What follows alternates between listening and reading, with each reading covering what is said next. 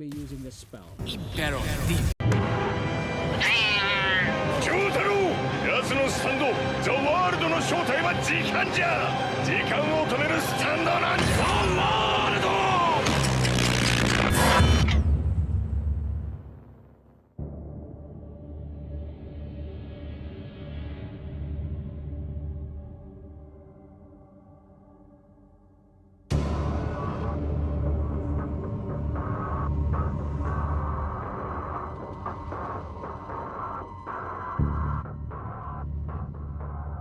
何が起きたんだこれは。ゼロ。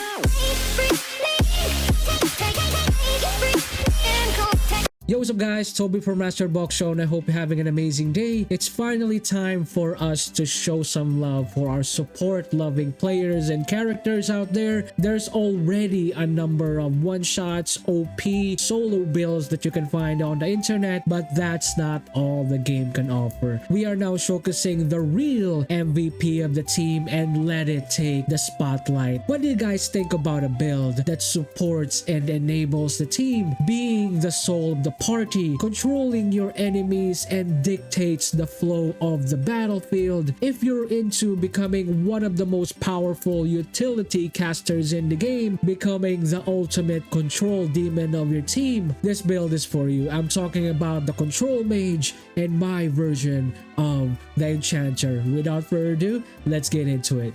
Alright, here we are now guys in our character creation screen. This is where we will be building the foundation of our enchanter. We are eyeing on two races that are really interesting for the build, which is the halfling and the gnome. For the gnome, we unlock race features such as base racial speed that's gonna be giving us advantages on our intelligence, wisdom, and charisma saving throws. And for the halfling, we unlock race feature that are the same for the base racial speed, but we get lucky. So whenever we roll a 1 for an attack roll, ability check, or saving throw, we can re-roll the die and must use the next roll. And not to mention, we unlock brave, so we get advantages on saving throws against being frightened. I advise we go for the gnome. We need the gnome cunning that will give us advantages in intelligence, wisdom, and charisma saving throws, because most of our spells is gonna be generating a lot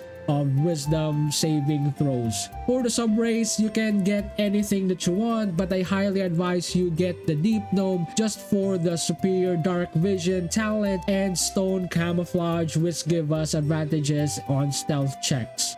For the classes, we are selecting the cleric class. Aside from us getting proficiencies in light armor, medium armors, and shield, we are eyeing on a really interesting domain, which is the knowledge domain. That's gonna be unlocking the spell, command, and sleep.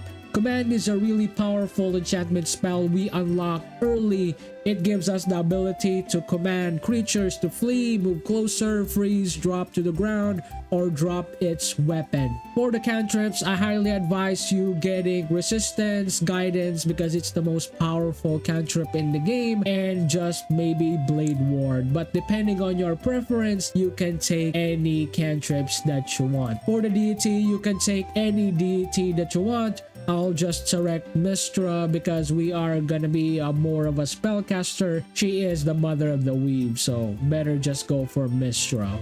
For the background, we're gonna be selecting from two backgrounds that are really interesting for the build, which is the Acolyte and the Folk Hero. The Folk Hero is gonna be giving us skills in animal handling and survival, while Acolyte gives us insight and religion. In my case, I'll just go with the Folk Hero because animal handling and survival is a really interesting skill to have. For the abilities, we're just gonna be focusing on 3 abilities for the build, which is Dexterity, Constitution, and Wisdom. Wisdom is for the spells that are needed to hit and get proficiencies from, because most of the spells that we are gonna be using for the build is primarily primarily wisdom focused. Dexterity so that we get more initiatives, and constitution because we are using a lot of constitution heavy spells. For the prepared spells, I highly advise you taking a slot for sanctuary. Sanctuary is a very important spell that we need for this build, as well as maybe bless if you don't have it already.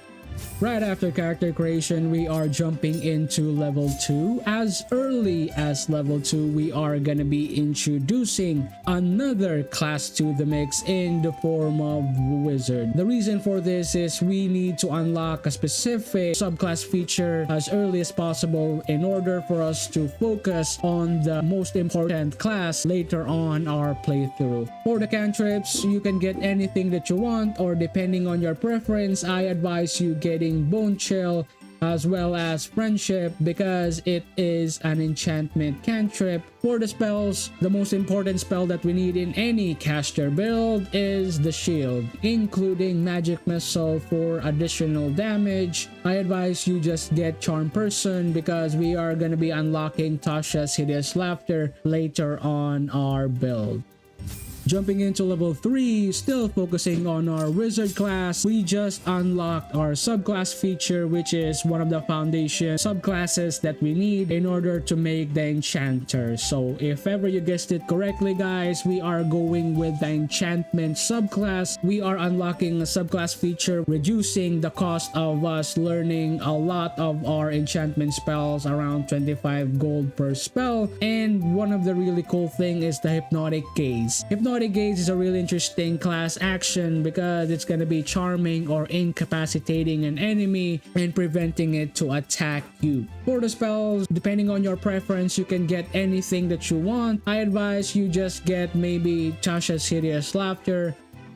Jumping to level 4, we are now gonna be including another class to the mix, and the most important class that we need to enable our enchanter, which is the Sorcerer. From this level onwards up to level 12, we are focusing on the Sorcerer class. We just unlock our subclass feature, which is the Draconic Bloodline, giving us Draconic Resilience and Draconic Resilience hit points. But the most important feature for this is the Dragon Ancestor, which we are selecting from 2 ancestry that we need, which is the Copper or the Brass. In my opinion, I will be selecting Brass because it's going to give us additional fire resistance. Coming into level 5, we are still gonna be focusing on our Sorcerer class. We just unlock our class feature, giving us sorcery points as well as level 3 spell actions, create sorcery points and create spell slots. But the really interesting thing here is meta magic extended spell, which will extend the duration of our spells, and twin spells, giving us the opportunity to select another target for that spell. For the spells, depending on your preference, you can get anything that you want. For level 6, still focusing on our Sorcerer class, we just unlocked another set of sorcery point and a level 3 spell slot. For this level, we are selecting Hold Person, which is one of the foundation spells that we will be using for this build. For the class passives, this is the time that we will be unlocking one of the most important meta magic that we need, which is the Heightened spell. This will give us advantages in saving throws and disadvantages on enemies.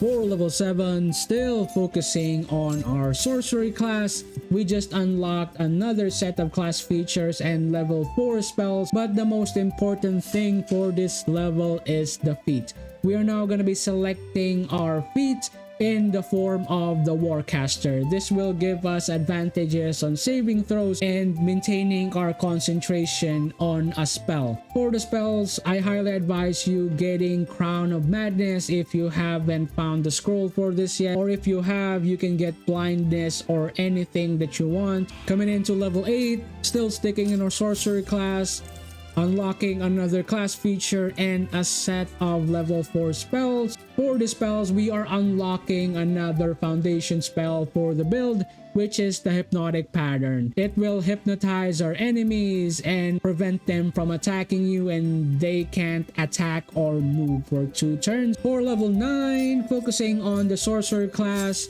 we just unlocked new subclass feature in the form of elemental affinity damage and elemental affinity resistance. For the spells, I highly advise you getting haste. Coming into level 10, we just unlock another set of class feature in our Sorcerer and unlocking level 5 spell slots. For the spells, I highly advise Confusion. Coming into level 8, still getting a series of class features and a form of a level 6 spell. But the most important thing here is the feat, because we are now rounding out our abilities in this level in the form of focusing and dexterity as well as wisdom. For a level 6 spell, I suggest you get Polymorph. And finally, level 12, unlocking another class feature and level 5. For this level, I highly advise you taking Dominant Person, which is a really nice level 5 spell, or maybe Telekinesis.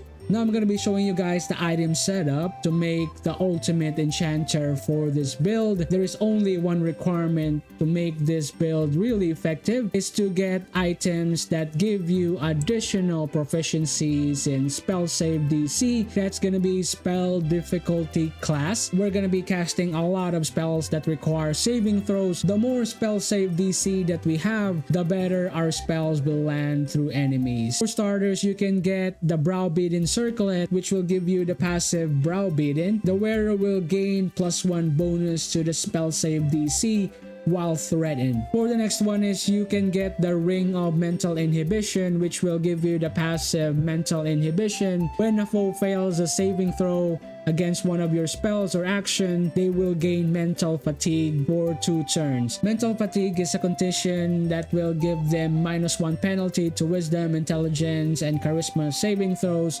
for every turn, which is really nice. Some of these items are found in Act 3 that will really optimize your enchanter build, such as the Robe of the Weave, which will give us arcane enchantment. You will gain +1 bonus to spell save DC and spell attack rolls, as well as giving us the Wave Eater passive. Whenever the wearer succeeds a saving throw against a spell, we will get 1 to 6 hit points. The next one is the Tyrannical Jackboots that will grant us 1 bonus to our charisma checks and saving throws. Third is the Shield of the Devout, which will give us the passive Dreadful Healer. Your foes have disadvantages on saving throws to resist any spell that we do or any actions that's gonna be inflicting fear, which is really good. But the most important item that we need, especially in Act 3, is the Amulet of the Devout, which will give us high spell casting, giving us 2 bonuses to our spell save DC. Just a bonus item, and whenever you can get the Staff of Spell Power. This staff is found in Act 3. It will give us arcane enchantment +1 bonus or spell DC. But the most important thing here is that arcane battery basically gives us a free spell slot to cast until long rest. I'll be posting the links below in the description so you guys can know where you can find these items that I mentioned. Alright guys, I'm now going to be showing you some active gameplay on how we properly utilize our enchanter. There is only one prerequisite that we need for this build. That is, this build shines in a party setup, meaning we need party members for this build because we are a support character. Our role is to command and control these enemies here. On turn 1 or whenever you can, we're gonna be utilizing 3 spells for this build, starting with Hold Person, Command, and Hypnotic Pattern. Aside from these 3 spells that are easily unlocked in the lower levels, you can actually upcast these spells, meaning that you can increase the number of targets this spell will be affecting. In my case, I will be upcasting it to level 6, giving me the opportunity to target around 5 enemies in a single turn. Plus, we're gonna be adding the effect of Arcane Battery, which will give us the chance to have a free spell when we are casting on this turn. and including meta magic heightened spell to increase the success rate of our spell to get hit. Now we're going to be using heightened magic plus arcane battery plus hold person level 6, which we can target around 5 enemies. We're just going to be selecting around 5 for the starters.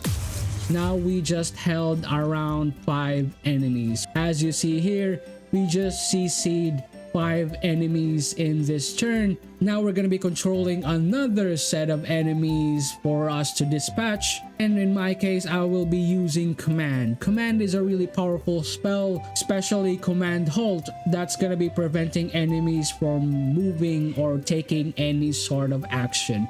So now we're just going to be using command. We're going to be targeting up to 3 enemies in this turn. We see here that it has a high probability that it will hit, and we are just going to be using that. Now we're just going to be using Sanctuary to prevent enemies from attacking us. Now we're going to be starting a battle with our Enchanter. As you see, the enemy can't attack us for as long as we are not using any spells. Now we're just gonna be moving into position and gonna be using command for this turn. Now I'm just in position using command halt. I'm gonna be taking care of this enemy here. Now the enemy is now halted. Just gonna be moving out of position. We're using an ally to dispatch that opponent without problem.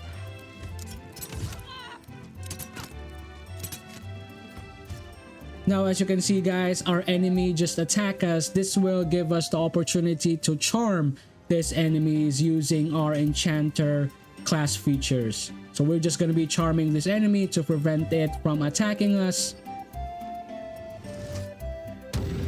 Now it's charmed. Now again, we're going to be controlling another set of enemies with our command halt. And we're going to be controlling around 3 enemies for this turn. Control this, and control this. There. Just going to be repositioning again. Going to be charming this enemy again. Now he's charmed.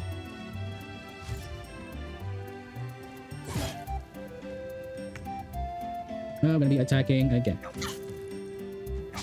Oh.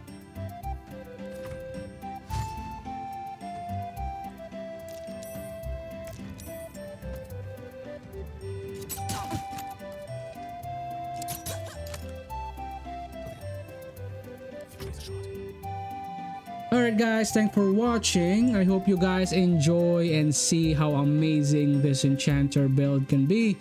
It's a control demon and able to CC a lot of enemies in a single turn and enable your allies. It's a very fun build guys. If you have any questions or clarifications, just comment down below. I would love to answer your questions or any inquiries that you need.